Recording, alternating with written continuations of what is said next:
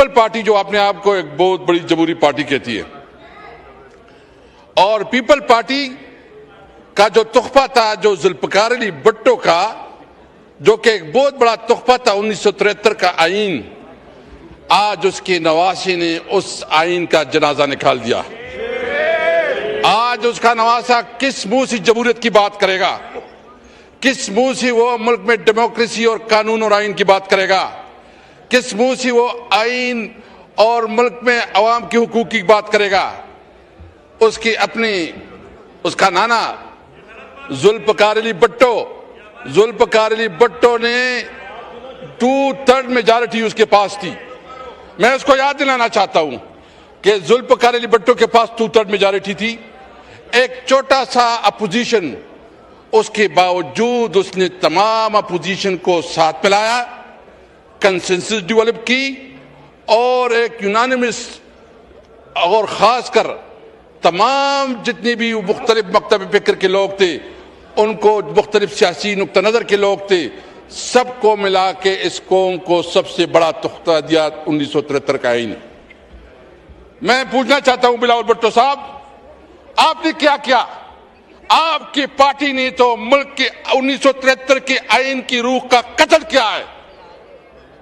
آپ کے پارٹی، آپ نے اپنے نانا کی جو ایک بہت بڑی کنٹریبیوشن دی، آج اس کنٹریبیوشن کو خاک پہ ملایا۔ اگر ذوالفقار علی بھٹو آج زندہ ہوتے تو وہ کیا کہتے؟ اس کا میں بے احترام کرتا ہوں اپنے بزرگوں کا۔ میں بینظیر بھٹو شہید، جو اس نے اتنی قربانی دی جمہوریت کے لیے، آج اس آئین کے ذریعے جمہوریت کو دفن کیا گیا، آج جمہوریت کا جنازہ نکال دیا گیا۔ پیپل پارٹی آخر کس منہ سے عوام کے پاس جائے گی؟ ابھی تو انہوں نے یہ ثابت کر دیا کہ یہ عوام کی پارٹی نہیں ہے، یہ خواص کی پارٹی ہے، یہ عوام کی پارٹی نہیں، یہ عوام کے نمائندے نہیں۔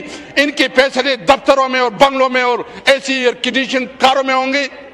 پیپل پارٹی اپنی اصلیت کھو چکی ہے، پیپل پارٹی نہیں رہی ہے۔ میں سمجھتا ہوں کہ پوری قوم انشاءاللہ اس کے خلاف آواز اٹھائے گی۔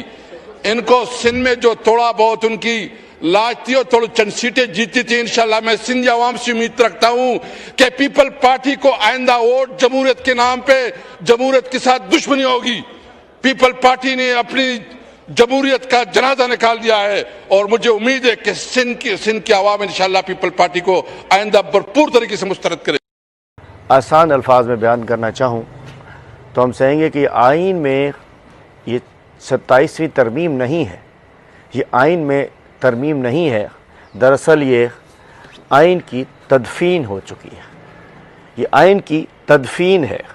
اور یہ کتبہ جو ہے یہ بیان کر رہا ہے کہ 1973 کے آئین کی تدفین ہو چکی ہے، اور جب تدفین ہو سکتی ہے تو اس کے اوپر ہم فاتحہ ہی پڑھ سکتے ہیں، تو ہم سمجھ سکتے ہیں کہ 1973 کے آئین پہ جو کہ متفقہ مشترکہ آئین تھا، 26ویں ترمیم لا کر اس کو ٹکڑے کیے گئے تھے، اور اب وہ اس کی تدفین ہو چکی ہے۔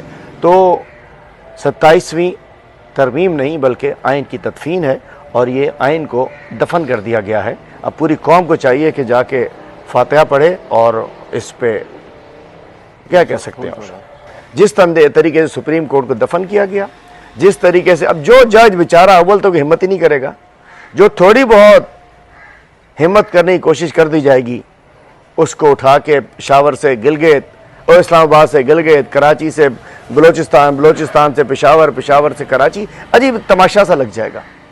بھائی کیوں؟ ایک بنیادی ڈھانچہ، اس ریاست کا بنیادی ڈھانچہ ہل رہا ہے، ریاست کے بنیادی ڈھانچے کو ہلا دیا گیا ہے۔